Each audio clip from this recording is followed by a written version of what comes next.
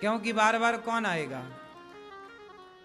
जिसका शरीर स्वस्थ होगा वो ना आएगा, जिसके पास दाम होगा वो, क्योंकि किराया भाड़ा तो लगता ही है। तो इसलिए बिहारी जी आपको बार बार बुलाएं। एक तो आपका मन होगा आने का तो बिहारी जी कृपा करेंगे, कुछ लोगों का मन ही नहीं है। चलो उन्होंने बुलाया था, हम आ गए, अब ठीक है। ऐसे भगवान ने पूतना को मार गिराया। भगवान करवट बदलते हैं, छकड़ा में बैठा शकटासुर, भगवान ने शकटासुर को मारा। तृणावर्त आया, बवंडर के रूप में भगवान ने तृणावर्त का उद्धार किया। भगवान का नामकरण संस्कार हुआ। क्या संस्कार हुआ? नामकरण। कितने संस्कार होते हैं सनातन धर्म में? हाँ, 3। मैया 3? कौन कौन से बताओ? 3 कौन से संस्कार होते हैं? है? 1 जन्म, दूसरा शादी ब्याह, तीसरा मृत्यु। मैया ने 3 मतलब के याद कर रखे हैं बस। संस्कार मैया कह रही हैं 3 होते हैं, एक आओ, एक शादी करो और एक जाओ। क्यों? कितने संस्कार होते हैं? 16 होते हैं मेरी मां। संस्कार कितने होते हैं? लेकिन मैया ठीक कह रही हैं, आजकल लोगों को 3 ही याद हैं, चौथा याद नहीं है। पहला संस्कार कौन सा है? आप बताओ भैया, पीले कुर्ता वाले भैया, हाँ बैठे बैठे बताओ। पहला पहला पहला नहीं, जन्म के पहला भी एक संस्कार है। हाँ, पहला संस्कार होता है गर्भाधान संस्कार। जब पिता के द्वारा मां गर्भवती होती है, जब पहले पता चलता है ना पति को, सास को, कि हमारी बहू गर्भवती है, मतलब उसके गर्भ में बच्चा आया, तो उस समय पूजा होती है कुल देवताओं को प्रणाम करके भगवान से कि प्रभु इस बच्चे की आप रक्षा करिएगा। भगवान की प्रार्थना, एक पिता के द्वारा नारी के गर्भ में जो स्थापना है बच्चे की, वह स्थापना भी हम जिसे दुनिया भोग कहती है उसे हम लोग संस्कार कहते हैं। ये हमारा संस्कार पहला है, गर्भाधान संस्कार। ठीक है। फिर जातकरण संस्कार, जिसे नाल छेदन कहते हैं। जब बच्चा पैदा होता है ना, तो नाल छेदन, जब ताई आती है और नरा काटती है, नरा काटती है, मां से जुड़ा है नरा, वो नरा, वो जन्म जिसे आप कह सकते हैं। तो गर्भाधान, नाल छेदन संस्कार, पुंसवन संस्कार, जात कर्म संस्कार, फिर जाकर के बच्चों का अन्नप्राश संस्कार होता है। 6 महीने का बच्चा हुआ तो खीर चटाते हैं ना, अन्नप्राश बोलते हैं। मुंडन संस्कार, चूड़ा कर्म संस्कार जिसे कहते हैं। फिर वेदारंभ संस्कार, उसके पहले यज्ञोपवीत संस्कार, फिर वेदारंभ संस्कार। ऐसे फिर पाणि ग्रहण संस्कार, जो कि पाणि ग्रहण मतलब कर्ण भेदन संस्कार भी होता है। पाणि ग्रहण मतलब विवाह संस्कार। फिर विवाह संस्कार के बाद फिर आखिरी में अंत्येष्टि होती है, जिसे अंतिम संस्कार कहते हैं। ऐसे सब टोटल 16 संस्कार हैं। संस्कार और भी हैं। माता पिता को प्रणाम करना, सत्य के राह पर चलना, यह भी आपके अच्छे संस्कार है। लोग कहते हैं इसके अच्छे संस्कार हैं, ये माँ बाप का बड़ा सम्मान करता, ये भी आपके संस्कार हैं। तो आपके बेहतर संस्कार हों, इसके लिए आपको क्या चाहिए कि जब स्त्री गर्भवती होती है इसलिए आपने देखा होगा कि दशरथ जी ने बच्चा पैदा करने के पहले, राम लक्ष्मण जी का जन्म हुआ उसके पहले दशरथ जी ने क्या किया था? यज्ञ किया था। क्या किया था? पुत्रेष्टि यज्ञ। उस यज्ञ भगवान ने प्रकट होकर के खीर दी थी। वो खीर तीनों रानियां खाई। इससे क्या मैसेज मिला कि हम विवाह, आजकल के लड़का लड़की क्या करते हैं, शादी किया सीधा हनीमून के लिए निकल जाते हैं, है ना। उन्हें कोई मतलब नहीं है पूजा पाठ से, जब तब से शादी हुई सीधा भाग गए। ये बिल्कुल गलत है। सही क्या है कि कम से कम विवाह होने के बाद आप दोनों भगवान कुल देवता को प्रणाम करो, अपने आराध्य को प्रणाम करो, भगवान की कथाएं सुनो और घर में एक छोटा सा पूजन रखो, यज्ञ हो। उस यज्ञ में आप दोनों आहुति डालें और भगवान के दरस परस के साथ आपका गृहस्थ आश्रम स्टार्ट होना चाहिए। जब आपकी मानसिक स्थिति अच्छी होगी, आपका मन अच्छा होगा, आपकी पत्नी का मन अच्छा होगा, दोनों पवित्र भाव से जब गर्भाधान होगा तो पवित्र विचारधारा की संतान डेवलप होगी, प्रकट होगी। कहते हैं ना कि माँ बाप के अंदर कोई बीमारी है तो वह बीमारी भी बच्चे के अंदर आ जाती है। ये बात सही है कि गलत है? यदि माँ बाप को शुगर की बीमारी है, माँ बाप को ब्लड प्रेशर की बीमारी है, कुछ बीमारियां डॉक्टर बोलते हैं कि वो बाप दादों से चली आती हैं। यदि बीमारी माँ बाप की बच्चे में आ सकती है तो माँ बाप के विचार और माँ बाप के संस्कार ही तो बच्चे में आते हैं, वो क्यों नहीं आ सकते? तो आपकी जो विचारधारा होगी तो उसी विचारधारा की संतान होगी। इसलिए पहले विवाह करने से, आप विवाह क्यों करते हैं? क्यों विवाह क्यों किया जाता है? क्यों भैया? पीले भैया, आपने विवाह किया? हाँ हाँ, क्यों किया आपने? बैठे बैठे बताओ, क्यों विवाह किया आपने? क्यों किया जाता है विवाह? है ठीक है।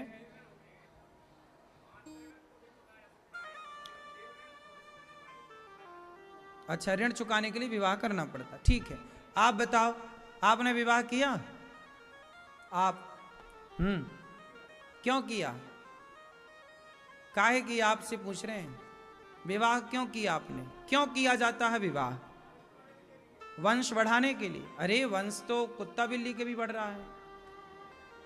वंश तो देखो बिना ब्याह के भी रोनाल्डो ने बढ़ा रखा है, नहीं बढ़ा रखा? रोनाल्डो कहाँ, अमेरिका लंदन के लोग ब्याह कहाँ करते हैं? बच्चे पैदा करते हैं बिना ब्याह के। ये भैया बताएंगे, ब्याह आपने किया? ये आपके बगल वाले, आपने विवाह किया? काहे किया है? सांस्कारिक जीवन जीने, संस्कार जीवन। क्यों, पत्नी के बिना नहीं जी सकते थे?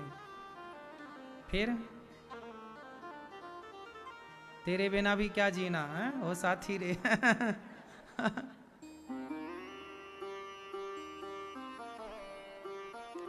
विवाह करने का जो मूल कारण है वो भैया ने कुछ कुछ ठीक बताया, लेकिन जो मूल कारण है वो विवाह का आप सब जान लो, इसलिए बता रहा हूं। हम सनातनी विवाह क्यों करते हैं? और हमारे यहाँ विवाह ना बहुत तरीके से होता है। विवाह के पहले मंडप, जो मंडप होता है ना, एक्चुअली वो क्या है? यज्ञशाला है। विवाह एक प्रकार का यज्ञ है। सनातन में विवाह क्या है? यज्ञ। इसलिए पति पत्नी हवन कुंड होता है और उसमें आहुतियां डालती हैं। क्या डालती हैं उसमें? पति पत्नी की प्रथम आहुति कहां? मंडप के नीचे तो होती है।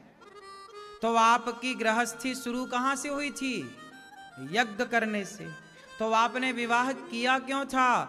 यज्ञ के विधान के लिए, कि हम यज्ञ के अधिकारी हो जाएं। बिना विवाह के ना स्त्री ना पुरुष आप यज्ञ करने के अधिकारी नहीं होते। इसलिए विवाह किया जाता है कि हमें यज्ञ करने का अधिकार प्राप्त हो। तो हमारी पत्नी हो या हमारा पति हो, वो हमें यज्ञ का अधिकारी बनाते हैं, इसलिए हम विवाह करते हैं। ये पहला कारण है। दूसरा कारण है कि हम विवाह इसलिए करते हैं क्योंकि यज्ञ करने के बाद जो हमारी संतान होगी, हम सात्विक हैं, हमारी संतान होगी, और वह संतान जब होगी तो हम अपने माँ बाप का श्राद्ध, दादा दादी का तर्पण श्राद्ध करते हैं। हमारी संतान होगी तो वह आने वाली पीढ़ी श्राद्ध तर्पण संस्कार के द्वारा हम सबका यह जो शास्त्रोक्त कार्य है वह होता चले, समाज में एक अच्छी व्यवस्था बनी रहे। अच्छे बच्चे होंगे तो आने वाली पीढ़ी समाज में अच्छी व्यवस्थाएं करेगी। तो संतान की वृद्धि तो हो, पर कैसी संतान? भेड़िया धसान संतान ना हो। अब बच्चे पैदा हो तो रहे हैं, लेकिन ऐसे बच्चे पैदा हो रहे हैं कि वो अपने माँ बाप का श्राद्ध तक नहीं करते, माँ बाप का तर्पण तक नहीं करते, तर्पण नहीं जानते, श्राद्ध नहीं जानते। तो संतान है तो सही, भरी तो है संतान है, पर कर क्या रहे हैं? 3 काम कर रहे हैं, खा रहे हैं, सो रहे हैं, और वो भी बच्चे पैदा करने में लगे हैं। इससे क्या होगा?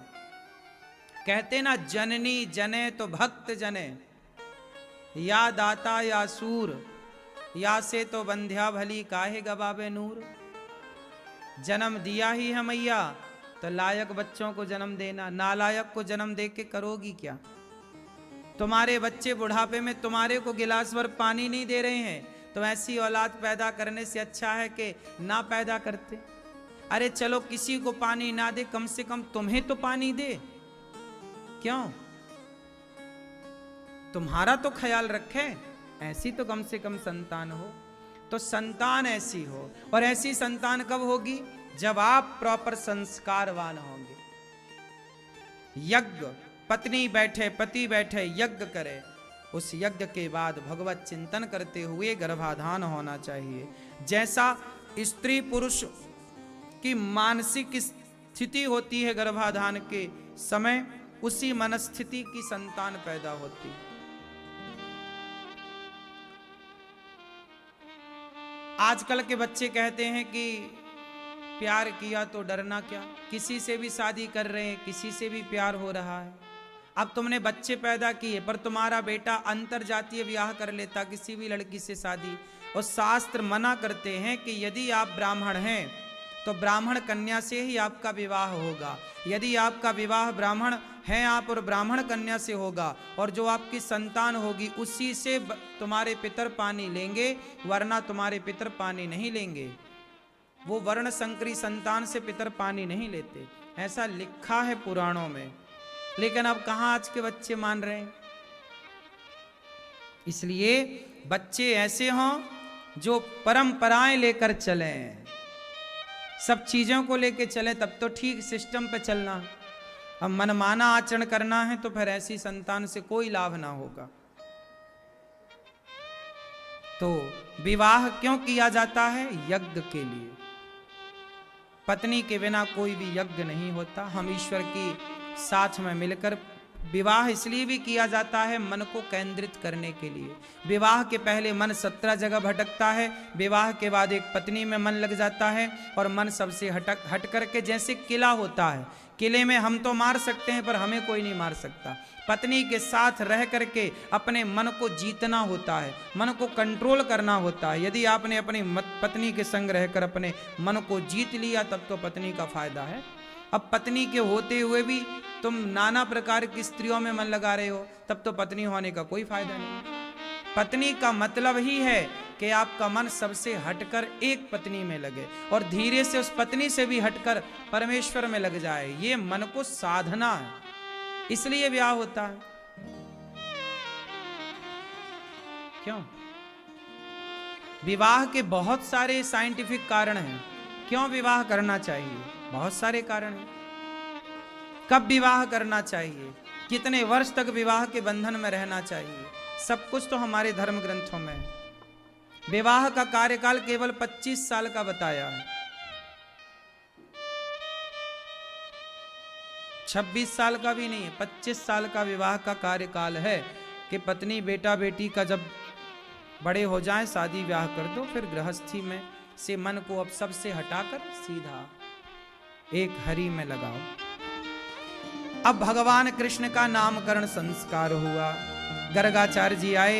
गर्गः पुरोहितो राजन यदो नाम सुमहातपा ब्रजम जगाम नंदस्य वसुदेव प्रचोदितः। गर्गाचार्य जी आए और भगवान का नामकरण संस्कार करते हैं। यशोदा, ये आपकी गोद में है। अयम ही रोहिणी पुत्रो, ये रोहिणी पुत्र है। इनका नाम होगा रमयन सुहृदयो गुणये, इनका नाम होगा राम। पर बल अधिक होने से लोग कहेंगे बलराम। और ये आपका पुत्र है, इनका नाम होगा शुक्लो रक्तस्तथा पीता इदानीम कृष्णतांगता। इनका नाम होगा कृष्ण। कर्ष्यति कृष्णा। तो एक का नाम है कृष्ण, एक का नाम है बलराम। ये कृष्ण बलराम इनका नामकरण हुआ। अब भगवान का जब नामकरण हुआ, गर्गाचार्य जी दर्शन करके चले गए। भगवान थोड़ा बड़े भय, घुटनों के बल चलने लग गए। कभी मैया गोद में लेके लाला को दूध पिला रही है, कभी मैया लाला की नजर उतार रही है, कभी कन्हैया बलराम दोनों खेल रहे हैं, कभी कन्हैया बलराम की पीठ पर चढ़ जाते हैं, कभी बलराम जी बैल बने तो कन्हैया उनके पीठ पर चढ़ जाएं और कहें चल मेरे घोड़े टब्बक टब्बक। ऐसे भगवान बाल लीला कर रहे हैं। अब थोड़ा भगवान बड़े हुए, खड़े हो गए। खड़े होके मैया चला रही उंगली पकड़ के, आजा आजा आजा लाला। सोचिए, जगत के पालनहार को यशोदा मैया चलना सिखा रही है। कितना आश्चर्य है ना, कितनी बढ़िया लीला कर रहे हैं भगवान। मैया चलना सिखा रही उंगली पकड़ करके, आजा आजा आजा। भगवान चले। अब थोड़ा भगवान कुछ बोलने लगे। पहली बार कन्हैया ने मैया कहा। क्या कहा? यशोदा की ओर देखकर क्या कहा? मैया। पहले के बच्चे क्या बोलते थे अपनी माँ को? बोलो मैया।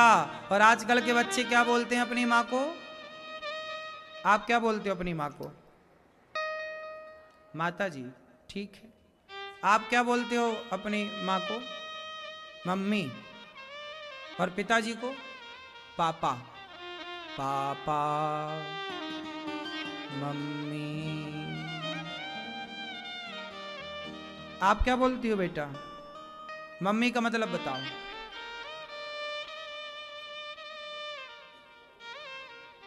भैया तुम क्या बोलते हो? मम्मी का मतलब बताओ।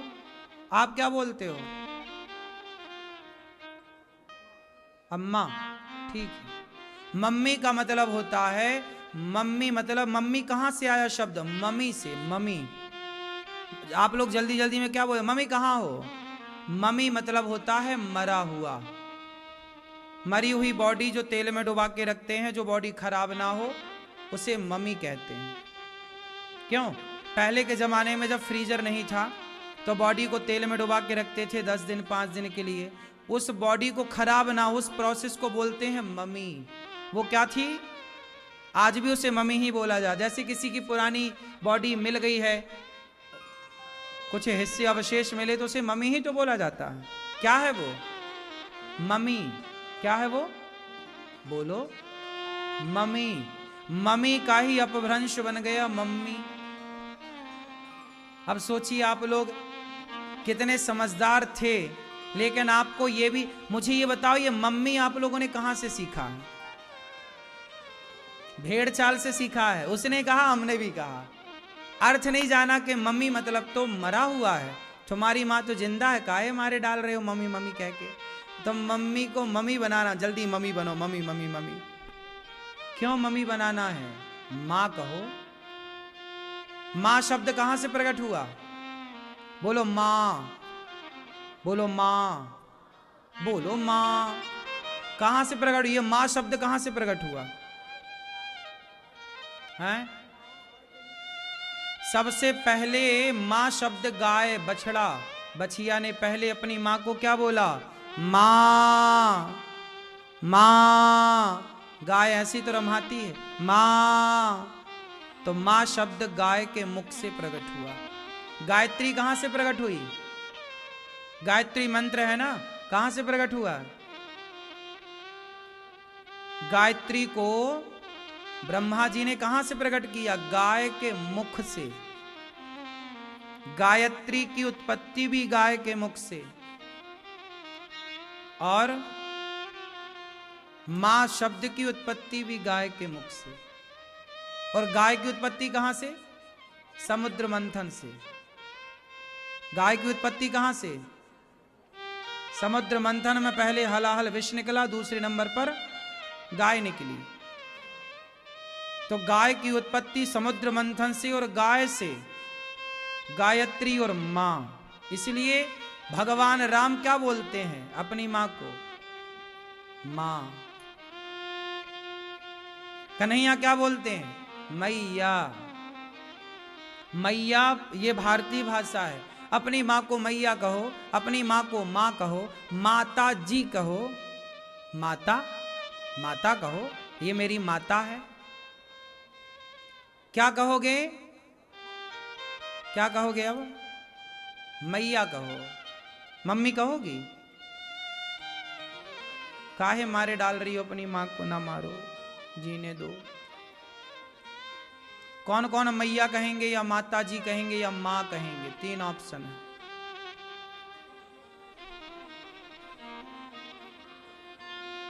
कौन कौन मैया कहेगा? आप क्या कहोगी बेटा?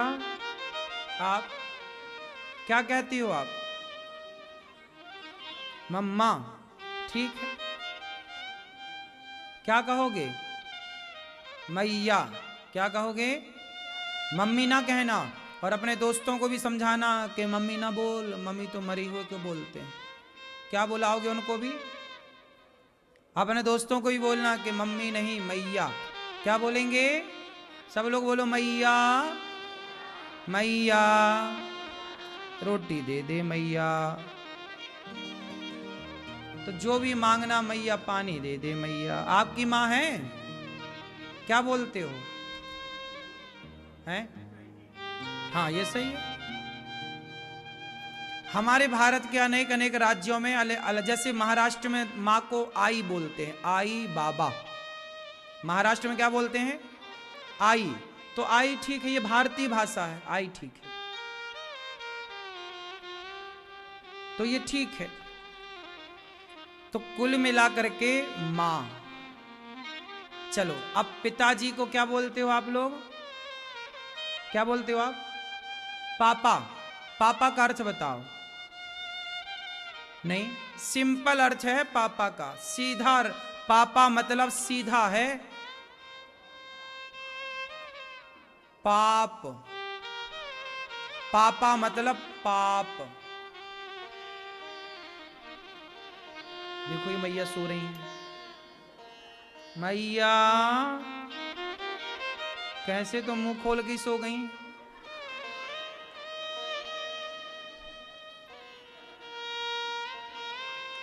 पापा मतलब क्या होता है? कलयुग का यह परम प्रतापा, मानस पुण्य होय नहीं पापा।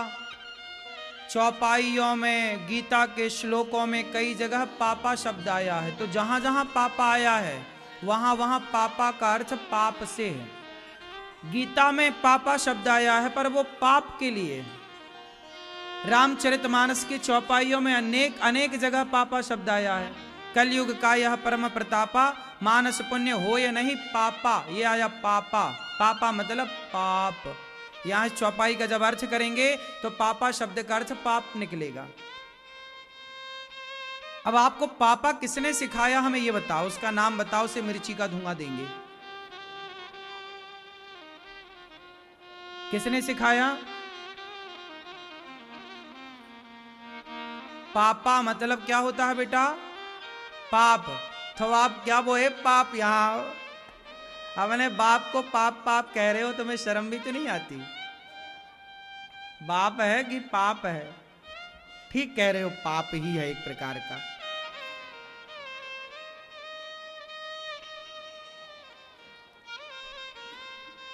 उसी के पाप से तो आप संसार में आए हैं, तो ठीक कह रहे हो पाप। पापा कह रहे हो मतलब बाप को तुम गाली दे रहे पाप। इसलिए पाप नहीं, पापा नहीं, पिताजी। क्या बोलेंगे? क्या बोलेंगे? बाबूजी, पिताजी, बाबा। कन्हैया क्या बोलते हैं? मैया बाबा, नंद बाबा। नंद जी को बाबा, यशोदा जी को मैया बाबा, आई बाबा, बाबूजी। हमारे भारत की पुरानी परंपरा क्या है? पिताजी, बाबूजी या बाबा। कुछ भाषाओं में, जैसे ब्रज की भाषा में बाबा कहा जाता है, और भी भाषाओं में बाबा, जैसे महाराष्ट्र में बाबा कहते हैं, आई बाबा। बाबा महाराष्ट्र में बाबा ही बोलते, पिता मतलब बाबा, बाबा। तो बाबा मतलब बाबूजी, फिर बाबूजी और अच्छा हो गया बाबूजी। तो बाबूजी अच्छा है, पिताजी अच्छा है, बाबा अच्छा है, पर पापा तो कहीं से कहीं तक अच्छा नहीं। यदि आप थोड़ी सी भी शब्दों का अर्थ जानते हो, थोड़ा सा भी पर्याय समझते हो, थोड़ी भी शब्दों का ज्ञान नॉलेज रखते हो, तो भैया ये पापा शब्द तुम ही कर लो ना इसका अर्थ। पापा शब्द का अर्थ क्या निकल रहा है? पाप आ, पाप आ, पापा, पाप आ, पापा। तो बाप को बुला रहे हो कि पापा पाप को बुला रहे हो? तो आज से क्या चेंज करेंगे? माता पिता, मैया बाबा। ठीक है, कितने लोग सुधार करेंगे? गलतियां ठीक हुई पर सुधारा भी जा सकता है। आने वाली पीढ़ी को समझाओ कि भाई ये गलतियां हम ना हो। तो कितने लोग सुधार करेंगे? आने वाली पीढ़ी को भी और स्वयं को भी, और अपने आसपास भी सुधार करो कि भाई ये सब गलत चल रहा है। क्यों? ठीक है, भगवान छोड़ा बड़े भय। और भगवान जब ये देखो, सूरदास जी लिख रहे, कहने लगे मोहन मैया मैया, पिता नंद सो बाबा बाबा, हलधर सो भैया भैया, कहने लगे मोहन मैया मैया। भगवान मैया मैया कहें, थोड़ा बड़े भय। एक दिन भगवान बाल लीला कर रहे हैं, तो भगवान वत्सान मुंचन क्वचिद समय, क्रौश संजात हासः, स्तेयं स्वादिवत्यथ दधिपयः, कल्पितैस्तेयो गई। भगवान थोड़ा बड़े हुए तो वत्सान मुंचन, गोपियों के घर जाके भगवान चोरी करने लग गए। गोपियां माखन लेकर जाती, भगवान पेड़ पर चढ़ जाते, मटकी तोड़ देते, माखन फोड़ देते, मतलब मटकी तोड़ देते, माखन बिखर जाता, भगवान खाए।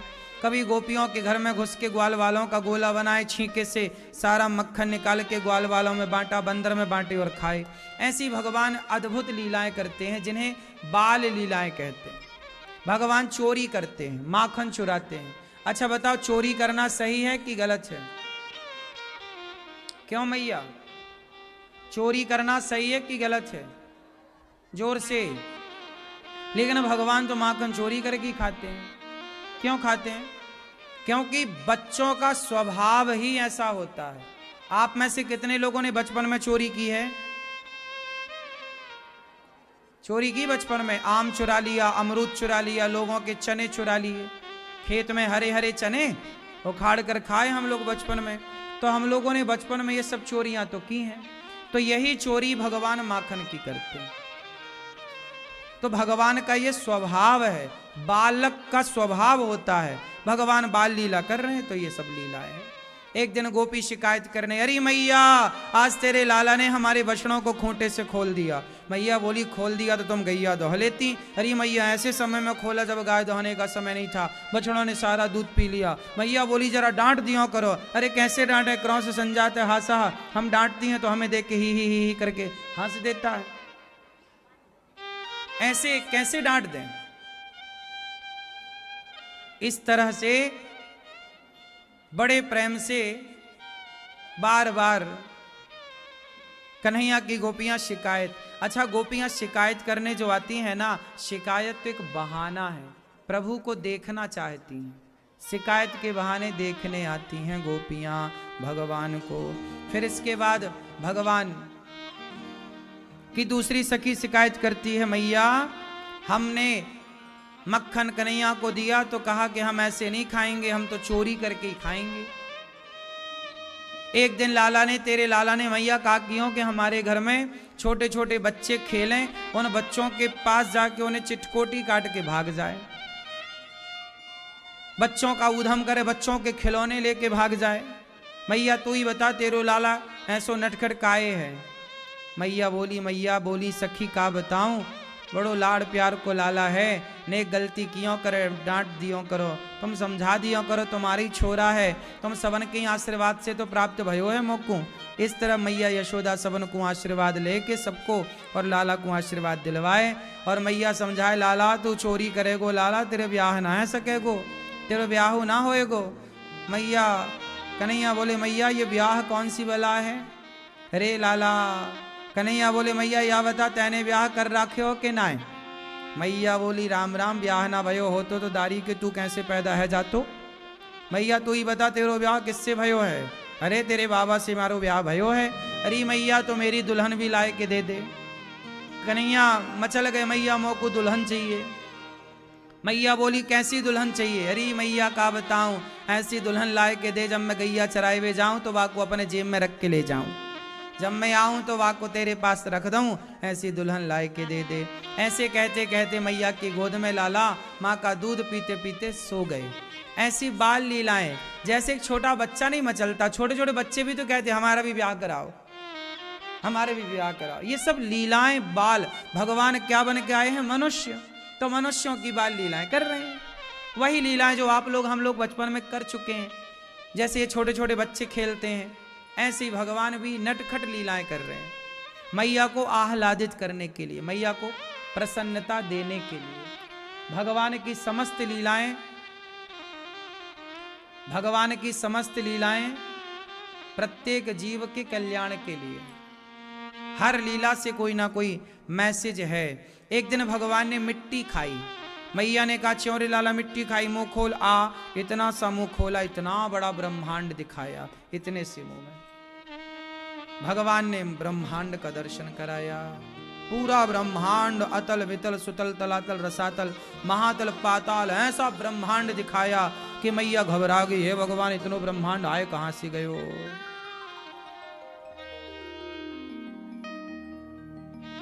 ऐसा ब्रह्मांड भगवान ने मुंह बंद कर लिया, अब कुछ नजर नहीं आया, मैया सब भूल गई। सवाल ये खड़ा हुआ, पहली बात तो ये बताओ कि भगवान मिट्टी क्यों खाए। क्यों आप में से कितने लोगों ने बचपन में माटी खाई है? आप में से कितने लोगों ने बचपन में मिट्टी खाई है बताओ।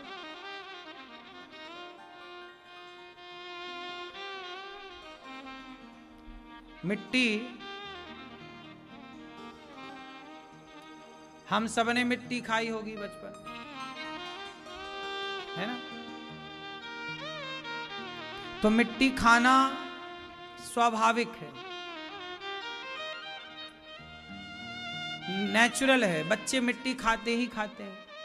तो भगवान ने मिट्टी खाई। बात तो ये थी कि पृथ्वी माँ ने कहा प्रभु आपके, देवताओं ने कहा कि प्रभु आपकी कोई प्रसादी हमें मिल जाए। तो भगवान ने देवताओं को प्रसादी के रूप में अपने चरणों की मिट्टी देकर, चरणों की रज देकर के भगवान ने उन्हें कृतार्थ किया, इसलिए भगवान ने मिट्टी खाई। मैया ने कहा मिट्टी खाई ना हम भक्षितवानम्ब सर्वे मिथ्या विशंसिना। मैया मैंने मिट्टी नहीं खाई, यदि तुम्हें विश्वास ना हो तो समक्षम पश्य में मुखम, मेरा मुंह आपके सामने है, आप देख लो। भगवान श्री कृष्ण ने अपना मुंह खोलकर दिखाया, कुछ भी नजर नहीं आया सिवाय ब्रह्मांड के, सिवाय सृष्टि के।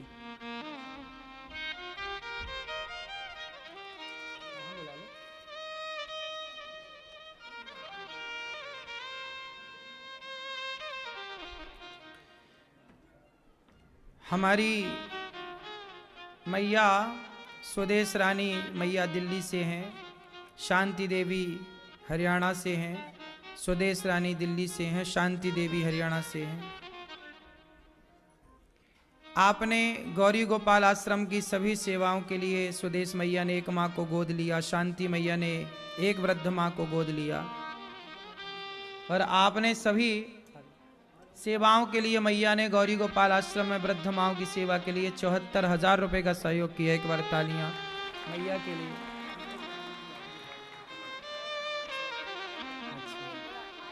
हाँ हाँ हाँ हाँ, आ जाइए, बिल्कुल अभी मिलेंगे।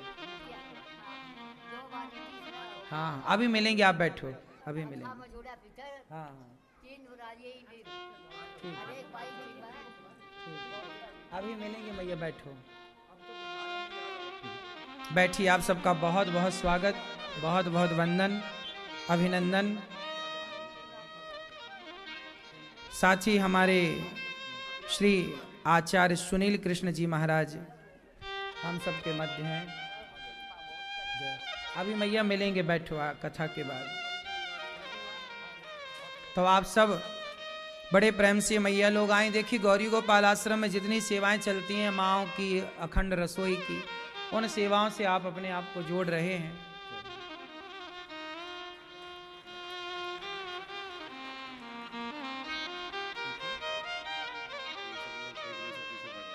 ठीक है, बिल्कुल अभी मिलेंगे सब। साथ ही हमारे दीपक भैया भी आए हैं ग्वालियर से, जिन्होंने ग्वालियर में कथा का आयोजन कराया था। दीपक यादव जी, हाँ, सा परिवार।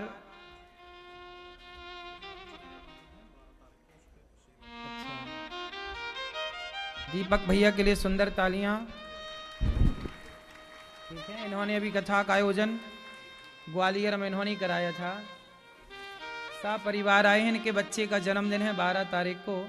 तो जन्मदिन वृद्ध माओं की सेवा और संतों को अन्नदान करा के जन्मदिन मनाने के लिए आप आए हैं कि बच्चों का जन्मदिन संतों के मध्य मनाया जाए, संतों को भोजन दे के, वृद्ध माओं का दर्शन करके, माओं को सेवा दे के मनाया जाए, कि रोटी दिया जाए और फिर जन्मदिन मनाया जाए।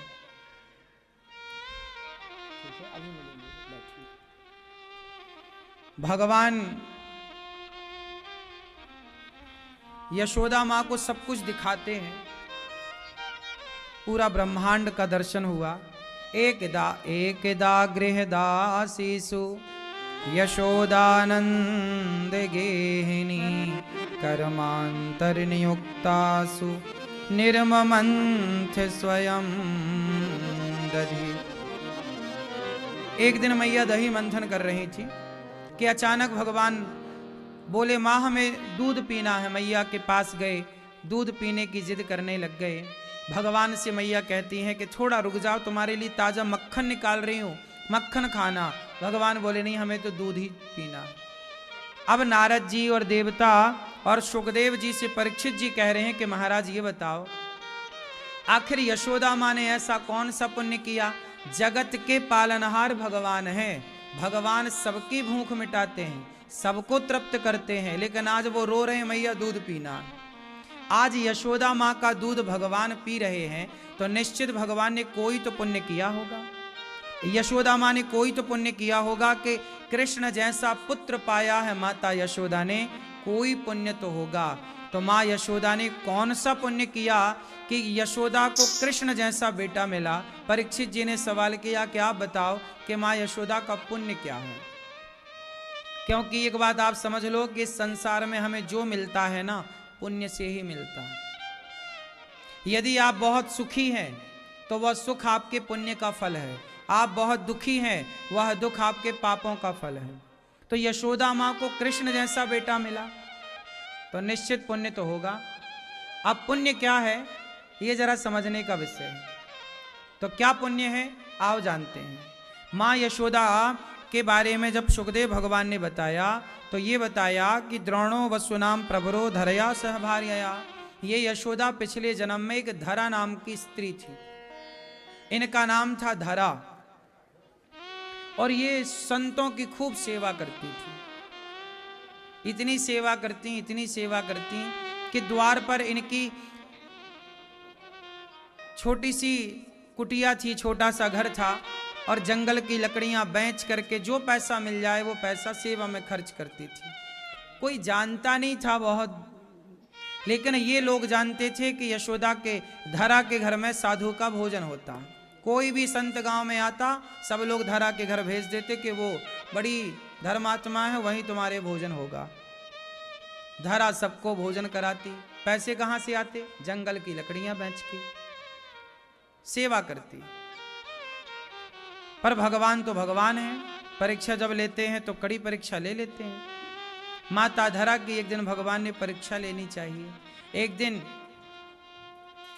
नारद जी और भगवान दोनों खड़े, तो भगवान से नारद जी ने कहा कि प्रभु, अभी वर्तमान में ऐसा कौन सा भक्त है जिसे आप बहुत प्रेम करते हैं? तो भगवान श्रीमन नारायण बोले कि मैं धरा माता से बहुत प्यार करता हूं, अगले जन्म में मैं उसका बेटा बन के जाने वाला हूं। नारद जी बोले, धरा आपकी मां बनेगी? तो ऐसा कौन सा पुण्य किया है? भगवान ने कहा, देखो उसके द्वार से कोई खाली नहीं जाता, सबको वो जंगल की लकड़ी बेच बेच करके और सब भिक्षा मांग मांग के सबका भोजन कराती है। माता धरा भी भोजन कराती है, भिक्षा मांगने पड़े तो भिक्षा मांग लेती है और मांग करके सबको भोजन कराती है। भगवान बोले कि अगली बार मैं उनके बेटा बन करके जाऊंगा। नारद जी बोले, प्रभु मुझे तो नहीं लगता कि ये धरा कोई इतनी बड़ी पुण्यात्मा है कि आप उनके बेटा बनकर जाओ। तो भगवान बोले कि आप जाके परीक्षा ले लो। बोले, प्रभु हम अकेले कैसे जाएं, आप भी चलो। तब भगवान श्रीमन नारायण और नारद जी ये दोनों साधु का रूप बनाए और भी देवताओं को 2-4 साधु बनाए और साधु बन करके भगवान स्वयं माता यशोदा, माता धरा के घर, उस समय माता यशोदा का नाम था धरा, ये माता यशोदा के पिछले जन्म की कथा है, तो उनका नाम उस समय धरा था। तो धरा के घर साधु आए और अब साधु बन के कौन आए? स्वयं भगवान आए, नारायण और नारद जी और भी देवी देवता साधु के रूप में खड़े हैं। माता भिक्षाम देही, भिक्षा दे दो माता। जैसे ही माता भिक्षा की बात सुनी, माता धरा बाहर निकल कर आई। अच्छा, उस समय बज रहे थे लगभग 1 से 2, लगभग 2 बजे का टाइम। उस समय सारे साधु संत धरा के घर से खाकर जा चुके थे। धरा भी संतों का बचा हुआ प्रसाद खाकर और विश्राम कर रही थी। तभी द्वार पर संतों के आने की आहट आई। माता धरा गई, संतों को बोला, आइए महाराज आइए। अंदर लेकर आई माता धरा, संतों को बिठाई और अंदर जाकर देखा तो घर में अन्न का एक दाना नहीं। देखो, भगवान भी परीक्षा लेने कब आए? जब घर में अन्न का दाना नहीं है। भगवान परीक्षा ऐसी लेते हैं कि आपके जीवन में ऐसा समय आकर खड़ा हो जाएगा, उस समय आपको अपने धैर्य का, अपने भक्ति का परिचय देना होता है। अब साधु बोल रहे हैं कि भूख लगी है और धरा के घर में अन्न का दाना नहीं। अब धरा बोली, महाराज आप बैठो, स्नान करो, मैं अभी आपके भोजन की तैयारी करती हूँ। अब अन्न तो है नहीं, करे कैसे? तो बाजार में माता धरा मांगने गई कि भैया कुछ दे दो उधार, थोड़ा सहयोग करो, पर कोई देने को तैयार नहीं। बहुत लोगों से कहा कि भैया थोड़ा हमें पैसे उधार दे दो, हम जल्दी चुका देंगे। सबने मना कर दिया, नहीं नहीं नहीं नहीं, कोई नहीं दिया। किसी ने भिक्षा भी नहीं दी, भैया हमारे घर साधु आए हैं, तुम भिक्षा ही दे दो, थोड़ा अनाज दे दो, थोड़ा आटा दे दो, थोड़ी दाल दे दो, थोड़ा साग दे दो, कोई नहीं। आखिरी में एक आदमी जो दुकान मार्केट में, बाजार में, उनमें से एक के पास धरा माता गई, भैया वो हमारे घर में साधु आए हैं और भूख बहुत लगी है उन्हें, कुछ हमारी मदद करिए, हम जंगल की लकड़ियां बेचकर आपका पाई पाई चुका देंगे, सारा चुका देंगे, थोड़ा मदद करिए। उस आदमी ने नीचे से ऊपर तक माता धरा को निहारा, वाह तुम बहुत सुंदर हो। माता धरा से उसने कहा कि हम पैसे तो देंगे, बदले में कुछ गिरवी रखो। माता बोली, गिरवी कहाँ से रखें, कुछ है ही नहीं। तो उसने कहा कि तुम बहुत सुंदर हो, यदि तुम हमें मिल जाओ तो हम तुम्हें पैसे दे सकते हैं। अब सोचिए कि वो आदमी नियत से गिर गया और माता धरा को गलत दृष्टि से देखने लग गया कि पहले तुम हमारी वासनाएं पूरी करो, फिर हम तुम्हें पैसा देंगे। अब माता धरा उसके हाव भाव समझ तो गई कि ये आदमी नियत तो डुला रहा, लेकिन माता धरा के पास कोई ऑप्शन भी नहीं। बहुत लोगों ने मना कर दिया है, जाएं तो जाएं कहाँ। तो माता धरा ने उससे कहा, स्पष्ट कहिए आप क्या चाहते हैं। तो उसने स्पष्ट कहा कि आप बहुत सुंदर हैं और मैं आपके स्तन चाहता हूं, यदि आप अपने स्तन हमें दे दें तो हम आपको पैसा देंगे। अब माता धरा ने फिर पूछा कि तुम्हें हमारे स्तन ही चाहिए? हाँ हाँ स्तन चाहिए। अब माता धरा यदि स्तन देती हैं तो बाद में साधु की सेवा कर पाएंगी, नहीं देती हैं तो साधु सेवा नहीं होगी। तब माता धरा ने सोचा कि ये मांग क्या रहा है, शरीर का टुकड़ा ही तो मांग रहा है, मांस ही तो मांग रहा है, चलो इसे मांस देती हूं। और माता धरा ने कहा कि मैं अपने स्तन तुझे देने को तैयार हूं। वो आदमी खुश हो गया, पैसे निकाल के रख दिया, ये लो पैसे। माता धरा ने वहीं पड़ी थी चाकू उठाई, छुरी उठाई और अपने स्तनों को काट करके, तुझे मेरे स्तन चाहिए ना, हाँ, काट दिए स्तनों को। काट करके ना चाकू से दोनों स्तनों को उसकी तराजू में रखे, ये रहे तेरे तराजू में, स्तन चाहिए थे ना, स्तन ही मांगा था तूने, ये रहे मेरे स्तन। काट दिया शरीर का टुकड़ा, दे दिया, ये ले। उसके हाथ पकड़ के उसके हाथ में रख दिए, ये ले। उठाया पैसा, माने उतना ही पैसा लिया जितने की उन्हें आवश्यकता थी, बाकी भैया ये तेरे पैसे तू वापस रख, हमें इतने की जरूरत थी। उतने पैसे से बाजार में सामान खरीदी, घी खरीदा, तेल खरीदा, सामान खरीदा, घर गई दौड़ी दौड़ी, संतों के लिए चूल्हा सुलगाया, उसमें कढ़ाई चढ़ाई, जो भी पात्र चढ़ाया, और प्रेम से संतों के लिए साग पूड़ी खीर और भी प्रसादी जो बन पड़ी माँ धरा ने बनाई। अब सोचिए शरीर में कितना कष्ट रहा होगा, कितनी पीड़ा रही होगी। भगवान नारद जी को इशारा कर रहे हैं, देखो देखो, घर में भोजन नहीं था तो ये किसी से मांग कर लाई, लेकिन इनके शरीर से खून क्यों बह रहा है।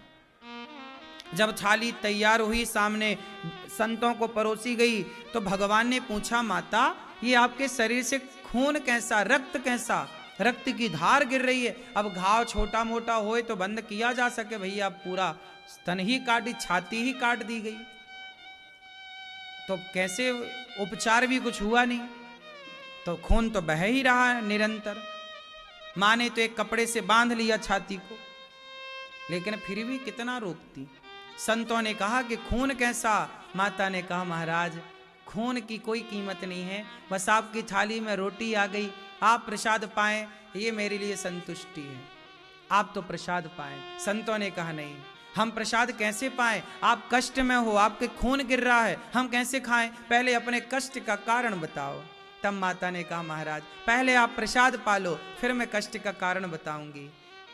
मेरा सबसे बड़ा कष्ट यही है, यदि आप नहीं खाओगे तो यही सबसे बड़ा कष्ट है, आप खाओ। संतों ने कहा, नहीं, माता कष्ट में हो, बच्चा खाए, शोभा नहीं देता, पहले आप बताओ। पूरी बात माता धरा ने कहा कि महाराज जब आप आए तब आपके लिए हमारे घर में भोजन नहीं था, हम मांगने गए तो उन्होंने हमसे स्तन मांग लिए, तो हमने कहा चलो शरीर का टुकड़ा ही तो मांगा है। वो आदमी दौड़ा दौड़ा आया, माता क्षमा करो क्षमा करो, हमसे गलती हो गई, हमने आपको नियत गलत तरीके से आपको देखा और आपसे क्या कह दिया, और आपने इतने पवित्र भाव में क्या अपने स्तनों को काट कर दे दिया। चरणों में गिरा, माता ने उन्हें क्षमा किया, संतों को पूरी कहानी सुनाई। अब कहा कि महाराज अब भोजन कर लो। जब भोजन करने के लिए भगवान विराजे और रोटी का एक टुकड़ा खाया, और रोटी का टुकड़ा खाकर बोले, भगवान माँ मैं तुम्हारी इस रोटी का ऋणी हो गया, और प्रकट हो गए भगवान वो रोटी का टुकड़ा खा करके। खाते हुए भगवान प्रकट भये, जो भी प्रसाद बना साग पूड़ी खाकर भगवान बोले, माँ मैं तुम्हारे इस रोटी का, इस अन्न का ऋणी हो गया, अब मैं इस ऋण को चुकाने अगले जन्म में तुमने अपने स्तनों को काट कर खून बहाया है, मैं तुम्हारा दूध पीने अगले जन्म में आऊंगा, तब जाके इस जन्म का ऋण पूरा होगा। तो भगवान माता यशोदा के जो बेटे बने वो केवल इसलिए कि माता यशोदा ने अन्न दान किया था, संतों को रोटी का टुकड़ा खिलाया, तो भगवान ऋणी हो गए। याद रखना भक्तों, जब आप किसी को भोजन कराते हैं तो भोजन करने वाला शायद खा के भूल जाए, पर आप किसी की मदद करते हैं ना, तो भगवान ऋणी होते हैं कि भाई आपने मदद की। वो भगवान ऋणी हुए और उसका ऋण वो व्यक्ति नहीं चुकाता। जिसको आपने भोजन कराया है वो भूल जाएगा, वो याद ना रखेगा, लेकिन उस रोटी खिलाने का फल भगवान आपको देंगे, क्योंकि ऋणी भगवान हो गए। माता, मैं आपको अगले जन्म में पुत्र रूप में मिलूंगा। वही धरा यशोदा बनी और कन्हैया उनकी गोद में लेट करके आज माता का दूध पी रहे। खून बहाया है ना माता ने सेवा के लिए, तो भगवान देखो पुत्र बन करके। इसलिए कहता हूं दानम दुर्गति नाशनम। इस धरती में सबसे बड़ा दान क्या है? वो कौन सा दान है जो 24 घंटे हो सकता है? कुछ दान रात में होते हैं तो कुछ दान रात में नहीं होते। पता है आपको? 5 दान ऐसे हैं जो दिन रात कभी भी हो सकते हैं। उन दानों में एक दान है अन्नदान। कौन सा दान? कौन सा दान? अन्नदान एक ऐसा है कि दिन को कोई आपके द्वार पे आए तो दिन को, रात के कोई आपके द्वार पे आए तो रात को। ये अन्नदान दिन रात हो सकता है। इसलिए गौरी गोपाल आश्रम में अन्नदान दिन रात होता है, दिन रात सेवाएं चल रही हैं। आपसे यही प्रार्थना है, आपके द्वार पे कोई रात को आएगा, भैया भूख लगी है, तो आप ये थोड़ी कह दोगे कि रात हो गई अब थोड़ी होगा। यज्ञ रात को नहीं होता। क्यों? कहीं यज्ञ आपने रात को होते देखे? यज्ञ रात को नहीं होता। यज्ञ रात को होता है, यज्ञ रात को नहीं होता। यज्ञ रात को नहीं होता, लेकिन जो अन्नदान का यज्ञ है वो रात को भी हो सकता है। अन्नदान। दूसरा आश्रय दान। कौन सा दान? आश्रय मतलब जैसे रात को कोई आपके कहाँ आपके द्वार पे, भैया हमें रात ठहरने की व्यवस्था, रात बहुत हो गई, हम कहाँ जाएं, हमें रात को यहाँ सोना है, तो आप अपने घर में कहीं जगह है तो आप अतिथि को, पहले ऐसे ही था कोई अतिथि आए तो उसे आश्रय दान। इसलिए गौरी गोपाल आश्रम में देखो रात को कोई आता है, दिन को कोई आता है, सामने पांडाल खुला है, यदि वहां पे जगह है तो वहां लोग जाके सोते हैं। आश्रय दान। पहले के लोग क्या करते थे? धर्मशालाएं क्यों बनवाते थे? कि आपकी बनाई धर्मशाला में कोई रात सोएगा रुकेगा तो वो पुण्य है। आश्रय दान ये भी एक दान है। इसलिए गौरी गोपाल आश्रम में जो वृद्ध माओं के लिए जो आश्रम बन रहा है, ये आश्रम मतलब आश्रय। माताओं को आश्रय कहां मिला है? 290 माताएं गौरी गोपाल में आश्रय पाई हैं कि नहीं? यही तो आश्रय है। जिन बच्चों ने माँ को ठुकराया, सताया, घर से निकाला, ऐसी माँ को आसरा कहाँ मिला? आश्रय कहाँ मिला? गौरी गोपाल आश्रम में। यही आश्रय दान है। तो आप इस तरह से आश्रय दान कर सकते हैं। गौरी गोपाल आश्रम में जो माताओं के लिए ये आश्रम का निर्माण कार्य चल रहा है, इससे आप जुड़ सकते हैं और आश्रम की इन सेवाओं से जुड़ करके अपने धन को धर्म से जोड़कर पवित्र कर सकते हैं। गौरी गोपाल आश्रम में वही कार्य हो रहे हैं जो समाज की आवश्यकता है, जरूरत है। तो आप यहाँ आश्रम में माताओं के लिए कमरा बनवा करके, कमरे की छत डलवा करके, एक ईंट का, एक बोरी सीमेंट का आश्रय के लिए सहयोग कर सकते हैं। यहाँ माओं को आश्रय मिला पड़ा है। इन माओं के लिए आप एक माँ को गोद लेकर इन माओं की सेवा से अपने आप को जोड़ें। माता धरा ने अन्नदान किया कि साधु द्वार से भूखा ना जाए, इसलिए दास अनिरुद्ध गौरी गोपाल आश्रम में जो अन्न क्षेत्र बंटता है, कोई साधु भूखा ना चला जाए। हजारों संत लोग यहाँ नित्य प्रति भोजन पाते हैं। ये हजारों संतों को भोजन की सेवा अखंड यहाँ नित्य चलती है। आप भी इन संतों को अन्नदान देकर, भोजन दान देकर पुण्य के भागीदार बन सकते हैं। क्यों मैया? आप भी अपनी ओर से ये सेवाएं, एक दिन का अन्य क्षेत्र आप भी बंटवाएं और यहाँ संतों की सेवा से आप जुड़ें। गौरी गोपाल आश्रम में इन संतों की सेवा के साथ साथ गौरी गोपाल जी की एक रसोई है। रसोई में हजारों भक्त भोजन करते हैं।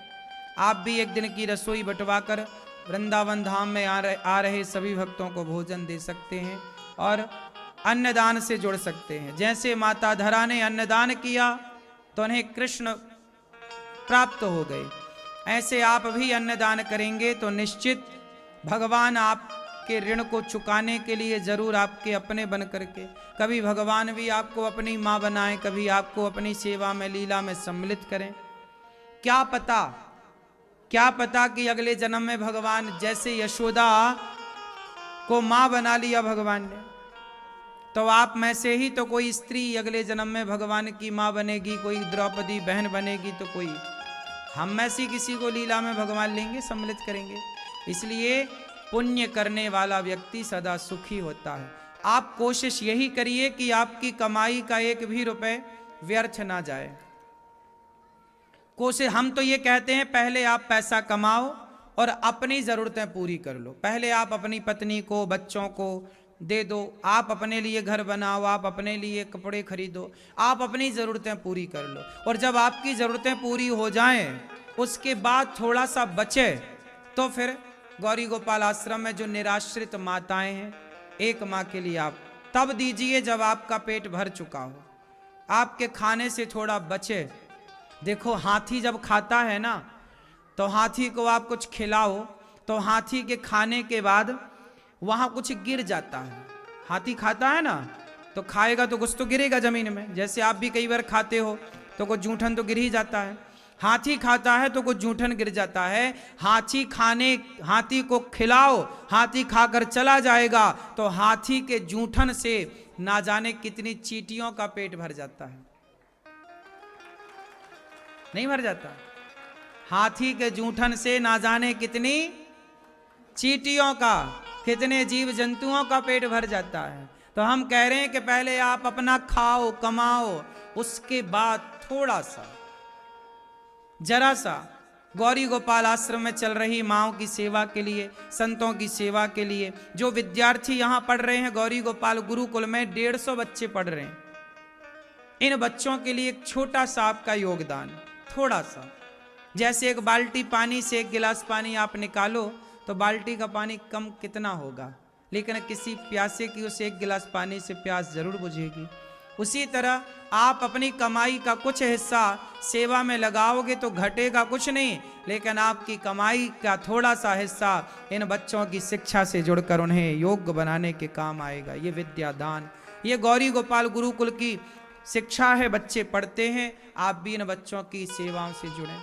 एक बच्चे को आप गोद लें, एक बच्चे की आप सेवा करें कि हमारी ओर से बच्चा पढ़ेगा, योग्य बनेगा। गौरी गोपाल आश्रम में एक दिन की बच्चों की भोजन की सेवा आप करो कि हमारी ओर से बच्चों को भोजन कराया जाए, आज बच्चों को दूध पिलाया जाए। आप अपनी ओर से बच्चों को रबड़ी बांटो, रसमलाई बांटो, रसगुल्ला बांटो, जो आपका मन है अपने हाथ से जाके बांट आओ जाओ। तो आपकी सेवा है, आप जो चाहें अपने हाथ से कार्य करें। गौरी गोपाल आश्रम में यहाँ पर जितनी सेवाएं, गाय की सेवा है, गौदान करें, गाय को चारा, आप सबके सहयोग से यहाँ सेवाएं चलती हैं। गौरी गोपाल रसोई में सब लोग पेट भर भोजन पाते हैं। सवेरे से लेकर शाम तक अन्नदान होता है। कल भैया कह रहे थे कि देखो इतने सारे लोग प्रसाद पा रहे हैं, इतनी सारी सेवाएं चल रही हैं, तो ये बिना भगवान की कृपा के तो संभव नहीं है ना। तो आप भी भगवान की कृपा को देखना चाहते हैं तो गौरी गोपाल आश्रम आए, और आप भी भगवान की सेवा से जुड़ना चाहते हैं तो आप भी गौरी गोपाल भगवान की सेवाएं करें, क्योंकि गौरी गोपाल आश्रम में जितनी सेवाएं चलती हैं, आपको पता है यहाँ इस सारे काम का कर्ता धर्ता मुखिया कौन है? स्वयं गौरी गोपाल भगवान। शाम को हम स्वयं शाम को रोज रजिस्टर भगवान को चेक कराया जाता है कि प्रभु ये आपके भक्तों ने, इतने भक्तों ने आपकी सेवा की, इतने भक्तों का ये योगदान आया और इन योगदान से ये सेवाएं चल रही हैं। पूरा गौरी गोपाल का पूरा लेखा जोखा भगवान को रोज दर्श दिखाया जाता है, भगवान का स्पर्श कराया जाता है। आप जानो आपका काम जाने, हम तो आपके नौकर हैं, नौकर बन के कार्य करते हैं। हम तो भगवान के नौकर हैं, इतने बड़े कार्य भगवान ही करें, हम कहाँ करें। तो आप भी कुछ भक्तों ने गौरी गोपाल आश्रम में अखंड रसोई जो चलती है उसके लिए कुछ भक्तों ने नाम पहुंचाए हैं। वृद्ध माओं की सेवा के लिए कुछ बच्चे बेटा बेटी बनकर आप लोगों ने साथ दिया। आओ नाम सुनते हैं उन दानवीर महापुरुषों का जिन्होंने अपने धन को धर्म से जोड़ा है। पुनः आगे की चर्चा करेंगे। बड़ी सुंदर पावन कथा पूज्य सद्गुरुदेव भगवान श्रवण कराने। एक बार जोरदार तालियां पूज्य सद्गुरुदेव भगवान के लिए। बड़ी सुंदर प्यारी कथा के साथ में सेवाओं की चर्चा करते हुए सेवाओं के बारे में बता रहे हैं जो निरंतर गौरी गोपाल आश्रम परिवार कर रहा है। आइए मेरा निवेदन रहेगा आपसे भी, आप भी अपने योगदान के पावन हाथ तक बढ़ाएं और गौरी गोपाल आश्रम द्वारा संचालित पावन सेवाओं से जुड़कर पुण्य लाभ अर्जित करें। आज की श्रेणी में बसंती देवी कड़क उड़ीसा से आपने संपूर्ण सेवा कार्यों के लिए 51,000 रुपए का योगदान दिया है। एक बार जोरदार तालियां बसंती देवी जी के लिए, आप कड़क उड़ीसा से जुड़ रही हैं। वहीं जोशी प्रवीणा बहन जी, आप हर्षद राय भावनगर गुजरात से आपने 21,000 रुपए का सुंदर सा योगदान देते हुए अपने आप को मां के चरणों की सेवा से जोड़ा है। आपके लिए भी बहुत बहुत धन्यवाद। हिमांशु जी वर्मा प्रयागराज से आप 11,000 रुपए, श्रोता जी ज्ञानोबा परमेश्वर जी परमणी महाराज से 11,000 रुपए अन्य क्षेत्र की बावन सेवा के लिए आप दे रहे हैं। मनोज कुमार राजस्थान से, नीलम सरोज गुप्ता आप दिल्ली से विजय से, विनोद प्रसाद जी प्रवीण गगन दिल्ली से विजय से, बाबा साहेब जी गोपाल मुंबई से, सरसी कला महाराष्ट्र से विजय से, प्रकाश चंद्र नैनीताल उत्तराखंड से, राकेश पांडे रमा देवी पांडे ग्वालियर से आप 31,000 रुपए, अंजू जी विजय से, स्वर्गीय प्रदीप कुमार के नाम से दिल्ली से 2,100 रुपए अन्य क्षेत्र की बावन सेवा के लिए, आयु जी गोरखपुर से विजय से, उक्ति साहू आप हिरण साहू विजय से, महावीर सिंह जी विजय से के हाथ तक बढ़ाने आपके लिए भी बहुत बहुत धन्यवाद। इसी श्रेणी में गिरधारी लाल जी गुड़गांव से माँ की सेवा के लिए 21,000 रुपए देते हो, आप एक माँ का आजीवन सहारा बने हैं, आपके लिए बहुत बहुत धन्यवाद। 5,100 रुपए कांता जी पंजाब से, सत्या देवी कुरुक्षेत्र से विजय से, सुनीता देवी आप दिल्ली से विजय से, प्रभा देवी बिहार से 22 रुपए, ज्ञानेंद्र पाल जी दिल्ली से आप 25,000 रुपए और 11,000 रुपए संत सेवा के लिए 36,000 रुपए आप दे रहे हैं, आपके लिए बहुत बहुत धन्यवाद। सुनीता जी हरियाणा से आप विजय से योगदान करें, साथी गुप्तदान 10,200 रुपए अन्य क्षेत्र की बावन सेवा के लिए, और ओम प्रकाश अग्रवाल जी आप ओपी ज्वेलर्स जयपुर राजस्थान से 21,000 रुपए देते हो, एक माँ का जीवन सहारा बने हैं। एक बार जोरदार तालियां इनके लिए भी सुंदर सा कार्य करते हुए अपने आप को जोड़ रहे हैं। और इसी श्रेणी में अन्य क्षेत्र की बावन सेवा के लिए सुदेश रानी दिल्ली से आपने 21,000 रुपए देते हो, एक माँ को सहारा दिया है, आपके लिए बहुत बहुत धन्यवाद। सानी देवी हरियाणा से आप भीमनी से 21,000 रुपए देते हो, आप एक माँ का आजीवन सहारा बने हैं। सुदेश रानी दिल्ली से 11,000 रुपए और आप दे रही हैं। साथ ही शांति देवी हरियाणा से भीमनी से 11,000 रुपए, सुदेश रानी दिल्ली से 5,000 रुपए, शांति देवी आप हरियाणा से 5,000 रुपए, यानी संपूर्ण सेवा कार्यों के लिए अपने योगदान के पावन हाथ तक बढ़ाते आप जोड़ रहे हैं। एक बार जोरदार तालियां सुदेश रानी और शांति देवी के लिए सुंदर सा योगदान देकर आप अपने आप को जोड़े हैं, आपके लिए बहुत बहुत धन्यवाद। आइए मेरा निवेदन रहेगा आप भी अपने योगदान के पावन हाथ तक बढ़ाएं। जितने भी लोग यहाँ बैठे हैं और जो लोग घर बैठे जोड़ रहे हैं, आप भी अपने योगदान के पावन हाथ तक बढ़ाते हैं। गौरी गोपाल आश्रम द्वारा संचालित पावन सेवाओं जुड़कर पुण्य लाभ अर्जित करें। जो यहाँ है उनके लिए काउंटर यहीं लगा, आप लोग काउंटर पर जाकर अपना नाम लिखा सकते हैं। और जो लोग घर बैठे ही जुड़ना चाहते हैं उनके लिए लगातार टीवी चैनल के माध्यम से खाता संख्या, फोन नंबर और QR कोड दिखाया जा रहा है, ताकि लोग घर बैठे ही अपने योगदान के पावन हाथ तक बढ़ाते हुए अपने आप को जोड़ सकें। इसी के साथ में 25 से 31 यहाँ भागवत जी की एक बार पुनः पोथी पाठ बैठ रहे हैं, आप भी पोथी पाठ यजमान बन सकते हैं। साथ ही सुंदर सा भाव विमलेश जी मुरादाबाद से 25,000 रुपए के रूप में अपना योगदान आप दे रहे हैं। एक बार जोरदार तालियां इनके लिए भी। आइए मेरा निवेदन रहेगा आप भी अपने योगदान के पावन हाथ तक बढ़ाएं और जो जैसा कर सकता है पुण्य कमाते हुए किसी की दुआएं और आशीर्वाद में सम्मिलित हुए अपने आप को जरूर जोड़िएगा। काउंटर यही लगा है। आइए चलते शेष पावन कथा को एक बार अपना दोनों हाथ उठाकर बड़ी भाव से मेरे साथ बोलेंगे राधे राधे राधे श्याम। भगवान को मैया ने उखल से बांध दिया, भगवान ने उखल को टेढ़ा किया, चले और नलकुवर मणिग्रीव को भगवान ने उनका उद्धार किया। उन्होंने स्तुति की वाणी गुणानुकथने श्रवणौ कथायाम हस्तौ च कर्मसु मनस्तव पादयोर्नः स्मृत्याम शिरस्तव निवास जगत प्रणामे दृष्टि सताम दर्शनेस्तु भवत्तनूनः। भगवान ने बड़े प्रेम से नलकुवर मणिग्रीव का उद्धार किया है। इसके बाद भगवान को जब मैया यशोदा ने बांधा ना तो 2 अंगुल रस्सी कम पड़ी। अहमता और ममता जब होती है भगवान तब तक बंधन में नहीं बंधते, पर जब कृपा डाली भगवान ने, कृपा की दृष्टि, तो बंध गए। फिर सुखिया पर कृपा, अघासुर पर भगवान ने कृपा। ब्रह्मा जी ने भगवान के बछड़े और ग्वाल वालों का हरण किया। भगवान ने ग्वाल वाल और बछड़े बाद में लौटाए। और ब्रह्मा जी ने जब राधा रानी के संग भगवान का विवाह कराया, तब जाकर के भगवान ने लीलाएं की। भगवान ने धेनुकासुर का उद्धार किया बलराम जी के द्वारा। कालिया नाग पर कृपा हुई। वेणु गीत गोपियों ने गाया। एक बार भगवान ने गोपियों के वस्त्र चुराए, कपड़े चुराए, इसलिए कि गोपियां निर्वस्त्र होकर नहा रही थी। कहीं निर्वस्त्र होकर स्नान करने की परंपरा ना बन जाए, इसलिए भगवान ने कपड़े चुरा करके उन्हें समझाया कि ये गलत परंपराएं समाज में नुकसान पहुंचाएंगी। इसलिए भगवान ने कपड़े चुराए, बाद में गोपियों के कपड़े लौटाए। यज्ञ पत्नियों पर कृपा हुई। और भगवान जी जब इंद्र की पूजा की तैयारी माँ यशोदा करने लग गई, तो भगवान ने कहा, माँ किसकी पूजा कर रही हो? इंद्र की। भगवान बोले, इंद्र की नहीं, गिरिराज जी की करो। तब भगवान ने कहा, कर्मणा जायते जंतु कर्मणैव विलीयते, सुखम दुखम भयम क्षेमम कर्मणैवाभिपद्यते। मैया यशोदा, कोई अपना पानी वानी इंद्र थोड़ी बरसाते, सब कर्म भगवान सबके कारक हैं।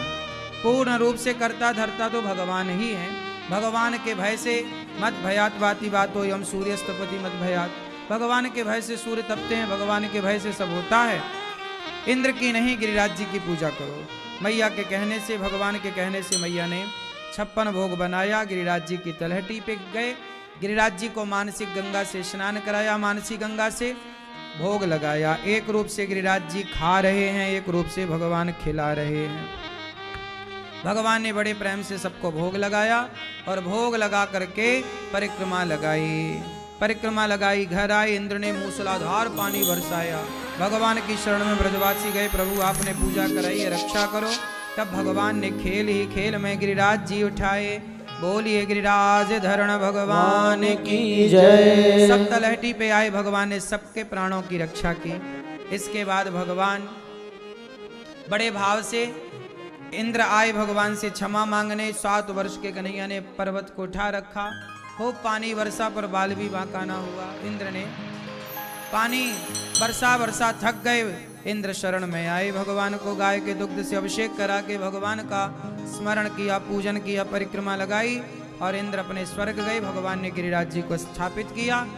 भगवान ने जब गिरिराज जी को स्थापित किया, तब से गिरिराज जी की प्रतिष्ठा हुई और गिरिराज जी को प्रतिष्ठित करने वाले स्वयं भगवान हैं। बोलिए गिरिराज धरण भगवान की जय। इंद्र ने भगवान की पूजा करके स्वर्ग गए। भैया मैया यशोदा लाला को अब 56 भोग लगा रही हैं। भगवान ने गिरिराज जी को स्थापित किया और उसके बाद मैया ने कन्हैया को 56 भोग, कन्हैया तेरे दिन से तेने कछु खायो ना है, आज भैया भोग लगाए, लाला भोग लगा रहे हैं। आओ हम भी बड़े भाव से भगवान को दरस परस करें। हाँ, आ बैठ मेरी गोदी में, आ बैठ मेरी गोदी में, तुझको निहार लूं, आए नजर ना लग जाए, तेरी नजर उतार लो।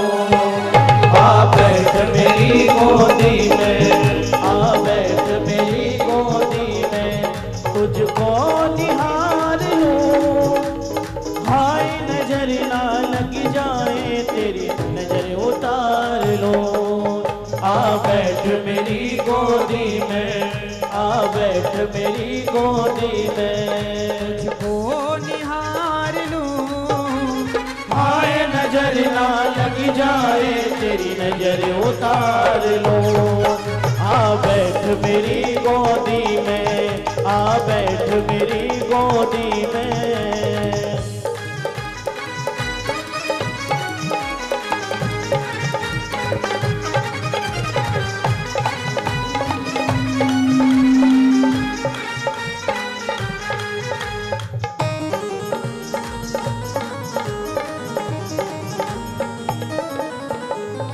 अर्पण करके तन मन धन, चलो रे चलो सब गोवर्धन। अर्पण करके तन मन धन, चलो रे चलो सब गोवर्धन। राधे राधे बोल के देंगे परिक्रमा डोल के, हर अर्पण करके तन मन धन, चलो रे चलो सब गोवर्धन अर्पण करके लगाओ मेरे मोहन, आओ भोग लगाओ मेरे मोहन, आओ भोग लगाओ मेरे मोहन, आओ भोग लगाओ मेरे मोहन।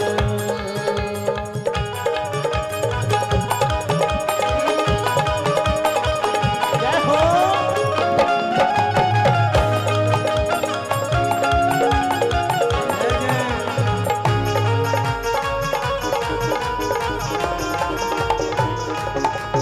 तू सूरज है तू चंदा मेरी आँखों के तारे, ओ मेरी आँखों के तारे, तू सूरज है तू चंदा मेरी आँखों के तारे, ओ मेरी आँखों के तारे।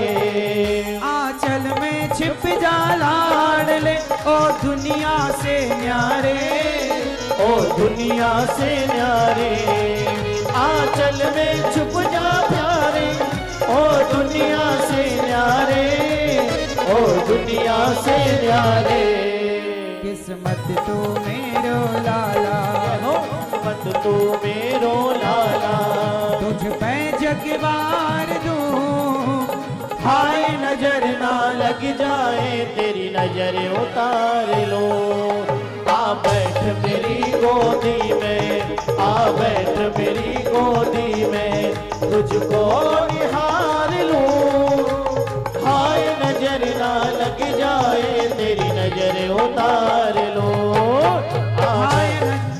हाय नजर ना लग जाए तेरी नजर उतार लो, हाय नजर ना लग जाए तेरी नजर उतार लो।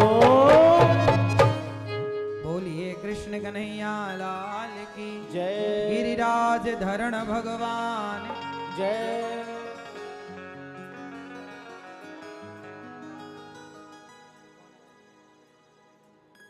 अच्छा, आइए आरती की ओर चलें। हमारे आचार्य जी श्री अवधेश जी यहाँ पधारे हैं, आपका बहुत बहुत स्वागत है। पूज्य गुरुदेव भगवान आपका बहुत बहुत स्वागत है। आपके चरणों में दास का कोटि कोटि नमन। आइए आरती का पावन दर्शन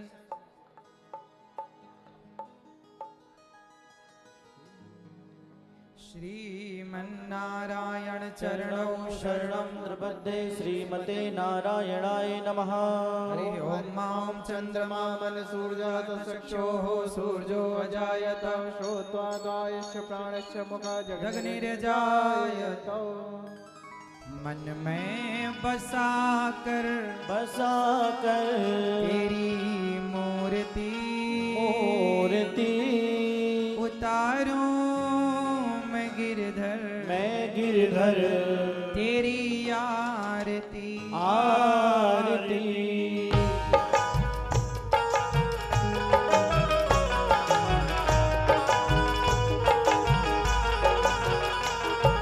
हो हो हो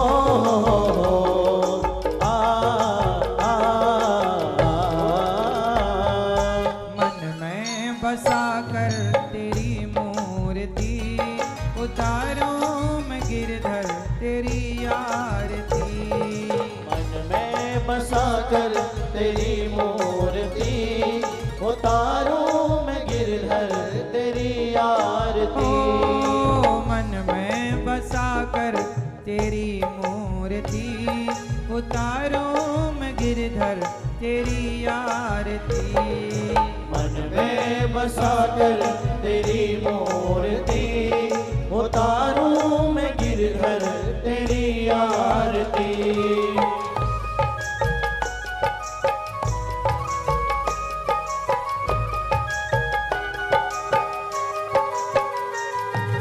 हो हो हो आ आ करुणा करो कष्ट हरो ज्ञान दो भगवान।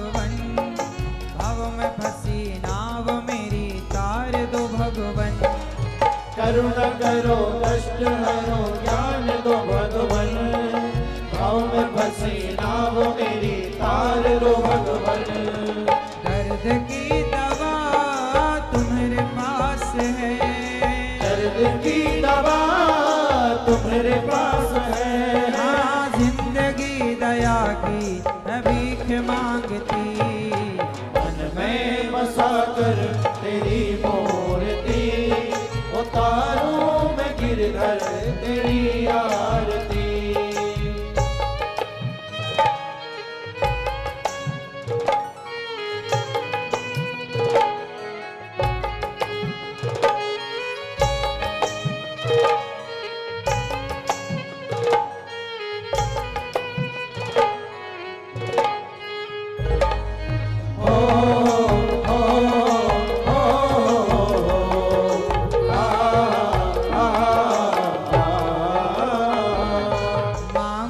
तुझसे क्या मैं यही सोचूं भगवन, जिंदगी जब तेरे नाम कर दी अर्पण।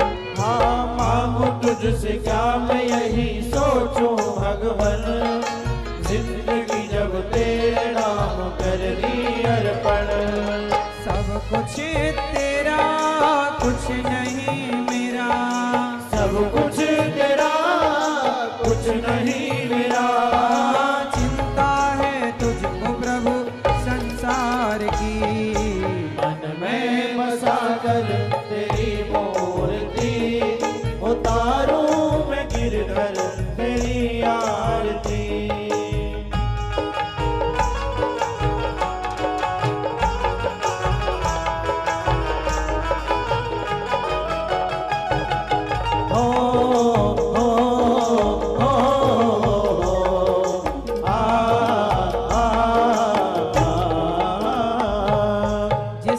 तेरा नाम लिया उसके जागे भाग, सोते हुए जीवन से अब तो प्राण जाग। जिसने तेरा नाम लिया उसके जागे भाग, सोते हुए जीवन से अब तो प्राण जाग। कम है जिंदगी कर लो बंदगी, कम है जिंदगी कर लो बंदगी। प्रभु का हाथ हो तो मौत भी न मारती, मन में बसा कर तेरी मूर्ति, उतारूं मैं गिरधर तेरी आरती। वेद तेरी महिमा गाएं, संत करें ध्यान, नारद गुण गान करें, छेड़ वीणा तान। वेद तेरी महिमा गाए संत करे ध्यान, नारद गुण गान करे छेड़ वीणा तान। भक्त तेरे द्वार करते हैं पुकार, ये भक्त तेरे द्वार करते हैं पुकार। दास अनिरुद्ध तेरी गाए आरती, मन में बसा कर तेरी मूर्ति, उतारूं मैं गिरधर तेरी आरती। मन में बसा कर तेरी मूर्ति, उतारूं मैं गिरधर तेरी आरती। कर्पूर गौरम करुणावतार संसार सारम भुजगेन्द्रहार, सदा वसंतम हृदयारविंद भवं भवानी सहितं नमामि। मंदार माला गुलजार माला कपाल माला जलशेखराय, दिगंबराय च दिगंबराय, नमः शिवाय नमः शिवाय। त्वमेव माता च पिता त्वमेव, त्वमेव बन्धो च सखा त्वमेव, त्वमेव विद्या सर्वं त्वमेव, त्वमेव सर्वं मम देवदेव। गुरुर्ब्रह्मा गुरुर्विष्णु गुरुर्देवो महेश्वरा, गुरुर्साक्षात् परब्रह्म तस्मै श्री गुरवे नमः। अच्युतं केशवं राम नारायणं कृष्ण दामोदरं वासुदेवं, श्रीधरं माधवं गोपिका वल्लभं जानकी नायकं रामचन्द्रं हरे।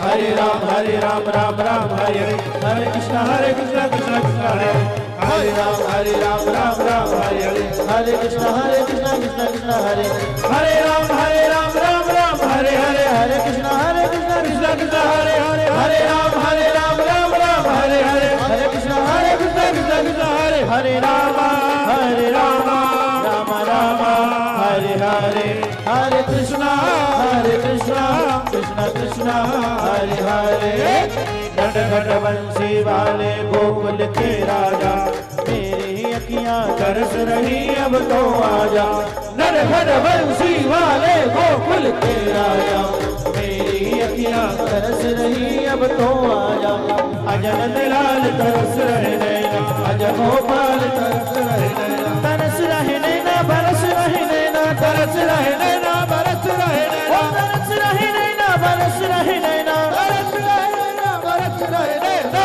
अज गोपाल तरस रहे नैना अज गोपाल तरस रहे नैना अज गोपाल कृष्णा अज गोपाल तरस रहे राधे कृष्णा राधे